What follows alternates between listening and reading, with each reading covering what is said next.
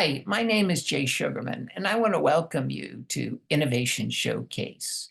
The main purpose of this ongoing series is to inform viewers about exciting innovations and creative individuals across the fields of business, science, technology, education, and the arts. Today via Zoom, we're fortunate to have as our guest Lori Pourier. Lori serves as the president of the First Peoples Fund, a South Dakota-based national nonprofit organization that honors and supports the collective spirit of First Peoples artists and culture bearers. During the program, we're finding out why and how the First Peoples Fund came about and how it's grown, developed, and operates today. In the process, we'll come to better understand and appreciate the values and benefits of supporting artists and culture bearers as a means of helping Native communities heal and thrive. Let's start by meeting Lori and then learning all about the First Peoples Fund. Welcome, Lori. So delighted to be able to be here. Thank you, Jay, for inviting me to join your show. I'm grateful to be here. And if I could just start by introducing you in my language, I'm Oglala Lakota, and I was born and raised on the Pine Ridge Reservation. And First Peoples Fund's office, as you said, is we're located in southwestern South Dakota. But our language is part of the Oceti Shakoi, which is the 7 council fires of our region and our territory, and our treaty is from this area with the United States government. So prior to the treaty, we spent, our people come from this land and come from this place. So I'd like to just introduce you in my language. Mitakiapi, Makasi Tomni Omani Wi, Imachiapi Kishto, Lori, Wasichie, Oglala Lakota. I am from the great Lakota Nation, southwestern South Dakota on the Pine Ridge Indian Reservation. We are currently, I'm in my homelands of Haisapa, the beautiful Black Hills in near Rapid City, South Dakota. And our office has been here now for 25 years. Fabulous, fabulous. Yeah, congratulations on the recent celebration of that historic event and accomplishment. Would you just continue before we hear more about the fund and the wide range of programs associated with, perhaps just a little bit more about either your background, professional interests, or what your current position entails, please? Yes, in 1998, I was approached by a colleague and friend from the Tides Foundation. And she was helping to manage our lead as the program officer there, the First Peoples Fund. And First Peoples Fund, I would learn, was founded by one donor, and her name was Jennifer Easton. And Jennifer had grew up in northern New York near the Akwesasne, the Mohawk Indian Reservation up in that area. And, her roots are from there. And she also lived, by the time I met her, in the Twin Cities area. And she had the First Peoples Fund, another fund called the Sumasil Foundation for Women.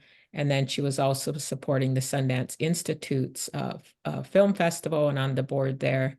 And so we were started off as a donor advised fund at the Tides Foundation. And I had spent a good long time in the DC area working for a national organization called the First Nations Development Institute. And so I always say our work at First Nations, our First Peoples Fund, really is a culmination of work and contributions from many. So the model we have today at First Peoples Fund is really influenced by so many others that were really doing good work in tribal communities. So by the time I came on, Jennifer had been making microloans to tribal communities. In particular, one of them just happened to be my home community on the Pine Ridge Reservation and the Blackfeet Reservation. And, there was probably 2 or 3 banks on an Indian reservation at that time. And one of them was the Blackfeet National Bank. So First Peoples Fund had CDs there. And then there was the Blackfeet Reservation Development Loan Fund that was making loans out to the community. So we partnered with them, and one of the first loan funds in this country was on my tribal community, the Lakota funds.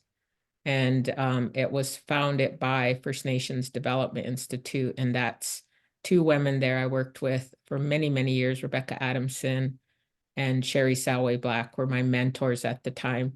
And so we had a model there where we worked, really around not only advocacy and policy around issues directly impacting business development in our communities, but also did a lot of community economic development, community development around Indian country.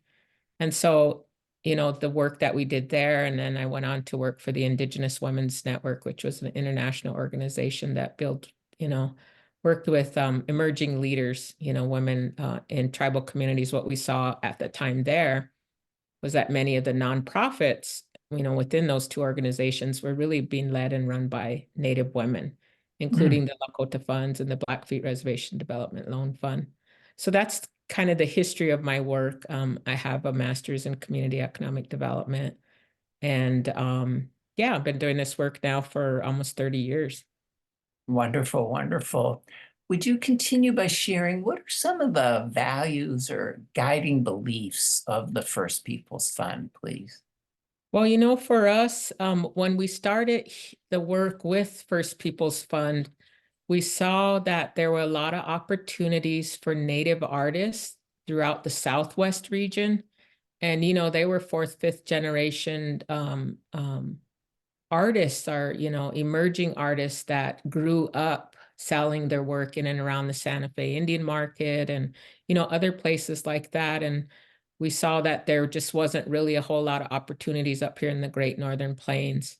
So our values are really centered around, the Lakota virtues of, generosity, respect, wisdom, integrity, strength. Feel like I'm missing one. But those, so when we started the work here, it really was really centric to the values that are upheld in this Great Plains region, by many of the tribes, and carries across tribes all across the nation too. So luckily there it's you can go to any other tribal community and they'll speak to some of those similar values, and how they ground their work, or how they teach in community, or how they pass on their knowledge. And so with First Peoples Fund, we really we're looking at how to help artists launch their arts business. And we knew there weren't really a lot of opportunities in communities like Pine Ridge. And the artists that were, what I call, or what we say is the 3 stages of entrepreneurship, our artists that were in that mid-level career were having to market and sell outside of the region. And, there was a market that was started in Sioux Falls, South Dakota, which was the Northern Plains Tribal Arts. So we decided to gather about 30 artists and kind of intermediaries from CDFIs, Native Community Development Financial Institutions. And for 3 days, we just looked at, really mapped out what are all the issues and the challenges and what are the needs of artists. And at that point, we kind of came back together with, Eloise, the founder of Blackfeet Reservation Development Loan Fund, folks with a whole range of experiences of supporting individual artists. And then we developed this model. It was a leadership program for artists, entering business, where they would be supported by mentors. And there was a handful of artists from the Great Plains that were successful, and their kids were growing up, and many of them were having to relocate to make a living from their art. And then some stayed here. So we kind of combined those two together to create kind of a business and arts coaching model for our fellows. And we had a really kind of comprehensive selection process. We only selected artists from tribal communities, in the Great Northern Plains region, from Montana to South Dakota, North Dakota, and then the two Dakota tribes in Minnesota, and, really focused on in Wyoming, Nebraska. And then we started to expand to, east of the Cascades, there's still the kind of Plains tribes. And so that was the Artisan Business Leadership Program. And by 2003, we spun off of the Tides Foundation. And, we had an advisory council that moved into, a board of directors. And then by then, we introduced a second fellowship program called Cultural Capital, because Mhm. our signature program is the Community Spirit Award honorees, the Community Spirit Awards. And now while Jennifer was still with us, we called it the Jennifer Easton Community Spirit Award to honor her contributions, to all of First Peoples Fund.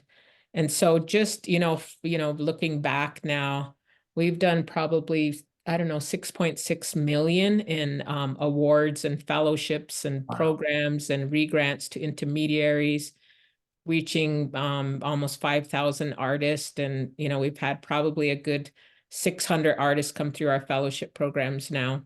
Artists in Business Leadership, Cultural Capital, the Community Spirit Award. We have a performing arts program now, because, just really as we move along, about every 5 to 6 years, we kind of recalibrate and say, okay, what are the next emerging, needs? So for many years, we just identified artists from this region, this territory, and then started to expand national the program. So now we're from Barrow, Alaska to Wow. Hawaii. We have, I don't know, probably almost just 30 artists and intermediary organizations, that we started with one organization, one Community Spirit Award honoree, and it kind of ripples out from there. So as Jennifer described it, somewhere about a decade into this work, she threw this pedal into the pond, and it just kind of rippled out. And, now these other raindrops are dropping into the water, and, there's so much in work happening. And, it's really, how do we support those ecosystems in tribal communities, which now is a whole model that we identified as the indigenous, arts ecology. But the one example, and I'll pause and you can ask any questions I'd like to just focus on, is kind of the model of development and how we approach our work Sure. in one particular community, which is Pine Ridge, my home community, and I could share that with you. Please, please. Yeah, so we probably, in doing the work with the emerging artist, I mentioned the 3 stage of entrepreneurships. How do we grow artists from that grassroots community level? And on the financial side, you could just say, artists that are doing things in the shoebox, right? Throwing the receipts in the shoebox, to then how do you kind of move them into Excel? And then how do you move them into QuickBooks? Hmm. So that financial education part of it really was designed to partner with native CDFIs. And when we started, there was a handful, and there's, I think, 47 across tribal communities now of Native community development financial institutions. And they operate primarily through the Department of Treasury, and receive kind of their startups, through there, and funding across all, really all most federal agencies to do community development. So all of them have a kind of a plethora of services, around community development and financial education, housing, and all of that. So ours that we worked with, we realized that one area that they needed support, the CDFIs, is really how do they service, the artists. So we did this market study in about 2011, 2012, and it's the creative economy, arts as an economic engine in Native communities.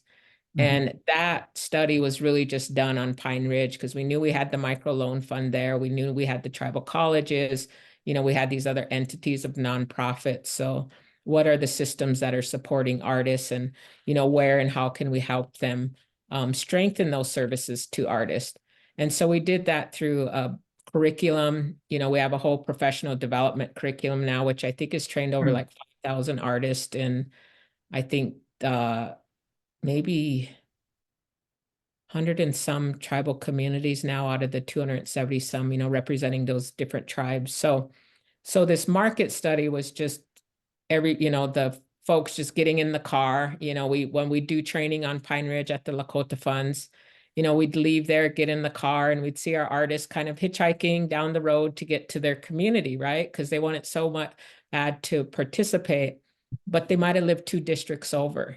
Pine Ridge is the size of the state of Connecticut, and it has, the 9 different districts on Pine Ridge. So we had to try to figure out how to access, and that was just one reservation. We were working in Lame Deer, Blackfeet, all over. So is this, what is the best model and approach to help artists grow and ultimately sustain their business at that third level? So what we knew at the time and kind of going door to door during this survey was that artists needed access to supplies, access to capital, and credit. They needed space. There was a really desire to, work with this informal network, and how do you strengthen those networks amongst artists, and then increased business knowledge and support. And then one of the most important things was access to markets, right? And Mhm. so many of the artists were just kind of going really, door to door in that particular community, selling at the tribal offices or at the tribal college. And then some would sell further out, 80 some miles away in Rapid City, South Dakota, where our office is, to then some would even sell further. And so those were the ones that became the mentor. But, in that study, in that research, we also knew that it was 51% of the households were engaged in some sort of cash economy, right? Mm. Of all the houses on Pine Ridge. And then of those, that we also surveyed at the time, 79% of that 51% were some sort of tradition-based practice, whether it was beadwork, sewing, making quill work, dance regalia, singing, ceremonial songs, to traditional recording of their songs and airing them on Keeley, our local radio station, KILI. And so, really just saying, how do we support, these individuals? And so of that study, probably that came out in 2013, and we were still doing the work in other communities too. We met with some of our mentors that had been mentors, that were still participating in our program as trainers for our artists or for our Native Arts economy, Native Arts professional development, which is really a comprehensive. We have artists tell us today that they still use that training manual as a reference. So then our trainers were advancing their business too. So they helped us in another session. We were like, okay, how do we really get around on the res and make it useful to the artists, in particular on Pine Ridge? So they recalled in the 70s, Don Montelo and Marty Red Bear and some of the other artists from my res at home on Pine Ridge, that they remembered in the 70s, they were working with the Arts Council, and they had some kind of like ice cream looking truck bus. Um, and they'd go around and teach, in different communities. And so I was visualizing that, and I thought, okay, if we do that, it's not going to look like an ice cream truck. So we then launched this rolling res arts bus, and there's it was on national public television. I think it was in the New York Times, it kind of launched, and that bus was, I think it's gone over 300,000 miles now. Whoa. We're doing training. It was like a classroom on wheels, right? We had our little laptops on there. It's also, served as a bank for the Lakota funds because of the 9 districts and the home bank, the Lakota Federal Credit Union, which is in the same office building as the Lakota funds, was needed to get out into the community too, to start to do deposits. So the town of Pine Ridge is, a good, I don't know, 60 some miles down the road from Kyle, the community, of where their main office was. So they would use it, and they'd get like 6,000 cash deposits a day. So Brian, at the time, our rolling res arts bus guy who would do we do classes. We partnered with the Sundance Institute for a while, where we would show their films, their native films, and we just park it, at a nonprofit, our place. And it ran, had electricity and everything, And so we would just show films on there and partner with our colleague, good friend over there that was running the Institute, Bird Running Water, who ended up serving on the board of First Peoples Fund for a while. And so that rolling res arts bus was really the first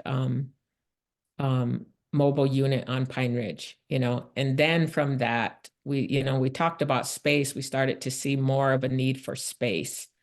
And that's when we started thinking, okay, what would it look like? With all these different research pieces we did, we continued to work with the CDFIs. We did another study I have here, the Indigenous Arts Ecology, because at one point, one of our funders that was supporting CDFIs in mainstream communities, primarily in urban areas, wanted us to tell our story of what is CDFIs and your partnerships look like in tribal communities.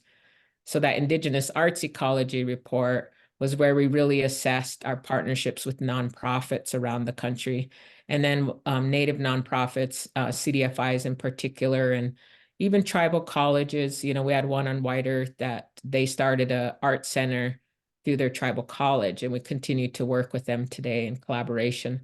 So by then it became First Peoples Fund. We met some folks out of the Twin Cities called Art Space Projects, and Kelly Lindquist and others had been doing live work studio spaces for artists for many years. And, I think they have 70 some around the country, and they happen to be working in Hawaii, where we were also working. And then we said, well, maybe we should look and see how this looks like on Pine Ridge, a place like Pine Ridge. And, there was so many challenges, but we received our first EDA grant, Economic Development Authority grant. We had to, generally you have to do a whole market study, first to get that first grant from EDA. While we were able to bypass that because we partnered with another nonprofit locally that had really did a comprehensive community assessment called the Thunder Valley CDC Corporation. And that was founded by a relative and another young man named Nick Tilson at the time. And they built this, kind of sustainable living community there. And so they were doing a lot of community development and restorative justice type of work there. And so we were able to use their study to bypass, having to apply for that market study. And by then we, decided from there that how do we create space for artists? But the space itself was also a home for the Lakota Federal Credit Union, so they could have a branch office. Mm. In the meantime, the bus was still moving around doing services with the credit union. And then it was also a space for the Lakota funds to do the business and artist coaching there. And then it had studio spaces for artists. And then we wanted to build this amazing recording studio. And I just heard from Talon, who you'll be meeting soon, speaking about going to one in New York City. And once he went into that recording studio, we sent him to a Performing Arts Association of Performing Arts Conference, our First Nations Performing Arts Conference in New York City. And he mentioned there that the equipment we had was like way, of kind of higher caliber, so he's like, wow, I get to go home and record. And so, because we made sure, we didn't know anything about recording. I didn't know anything about recording. I just knew there was a need for these young hip hop spoken word artists who wanted to make music. I knew that there's probably 50 some of our ceremonies that happen out throughout the tribal community now, and they record their songs, after and before our Sundance ceremonies happen. So that's how we use the space now for in the building. So that space exists today, and you'll get to learn more about that. And we had an article recently in the New York Times which covered the whole space. So I'll pause there, and that's one work, not I to know mention there's so scholarship. much, and even though we have limited time left, it's been fascinating to hear the development. And as you said, incredible article in the New York Times recently about the Oglala Lakota art space. What a facility. Terrific pictures, and the website to find out more is fascinating. Looking forward in a couple of weeks to doing a program just focused on that art space and some of the initiatives that you referenced to go into even deeper. In the 5 minutes or so we have left, Laurie, what's been some of the reaction and feedback from individuals or groups who have benefited from the wide range of activities Wow. and enrichment opportunities that the First Peoples Fund has provided? Yeah, I have, really many stories, and I can tell one of James Pakudis is one of our artists, and he started at the Colville Reservation, and they have a CDFI there that we partnered with Ted Piccolo and others there from that reservation. And so he learned, I think it was Teresa Secord and, Ben Sherman from who were our kind of advisors, culture bearers now, who had been doing the work for a very long time. And, Teresa led the work with the Maine Indian Basket Makers Alliance in Maine with us for many years with that CDFI.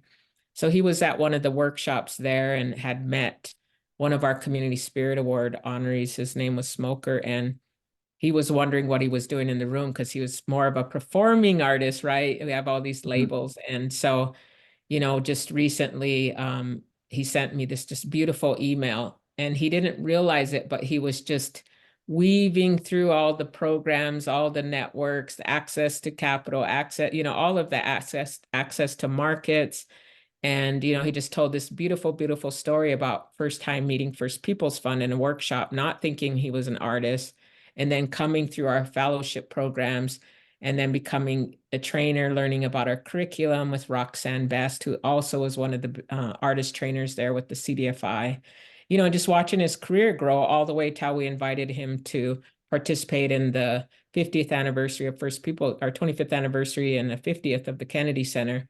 Mhm. He performed on stage there. Oh, And wow. then he just took off. So he's been all over the country, intersecting with a lot of he's now at Intercultural Leadership Fellowship, which is another program we started with other BIPOC organizations, that had a lot in shared values and a lot in common in communities of our communities collectively, really trying to support artists and culture bearers. So that's example. Fabulous, There's many, many fabulous. stories like that. Talon, you'll hear from, who, started off in our program too now and is, an employee of First People's Fund, running um, the Oglala Lakota Art Space studio there and recording studio. And we brought him to Washington, D.C. because not only did we want all the well-named, recognized, amazing culture bearers, like Joy Harjo and others, we wanted, our poet laureate is Joy Harjo, Mhm. Muskogee artist, poet. But, we teamed them with artists that were, emerging, just to keep opening the doors and sharing that, and that's the wonderful, wonderful work about First People's Fund is just this kind of starts with the Tawahe or that family, and then it extends out to the Teoshpai and it just keeps growing. No, it's easy to see how the values and beliefs that you mentioned at the beginning have kept developing and weave through all of these initiatives that you've mentioned, which is just the tip of the iceberg of the accomplishments and opportunities of the First People's Fund. How can viewers and others find out more, or possibly become involved? Well, we have the firstpeoplesfund.org website. And we were just having the conversation early on about the just amazing work that our communication team, Heidi and Nick and others, just how they're telling our story and our narrative on the website now. We have a YouTube page also. We have the Facebook and Instagram, and they can follow us that. And for folks who, want to make a contribution, you can do that through our website too, to support any of our artists and business leadership, culture capital, performing artists, any of our individual artists. And we participate too, and we feed our artists into other national programs. And so we're seeing them, I think 6 of our artists have gone on to get the National Heritage Award at the National Endowment for the Arts, the United States Artists Work, the Creative Capital. And we've known all these folks for many, many years. We intersect with the program folks, of these other nonprofits. So it's just wonderful now to see, across all platforms, whether it's film or media or performing arts, our artists growing. And that's another study we have too, Brightening the Spotlight. We just completed that one to really, Terrific. expand that voice for performing artists. Wonderful. Well, unfortunately, we've come to Thank the end you. of the program. I want to thank you again so much for being here, for informing us about the First People's Fund. So much more to find out. Continued success with future endeavors. Thank you. Doksha ke wachiankite. Thank you. Welcome. Also want to thank those of you watching for joining us and hope you'll be able to tune in next time.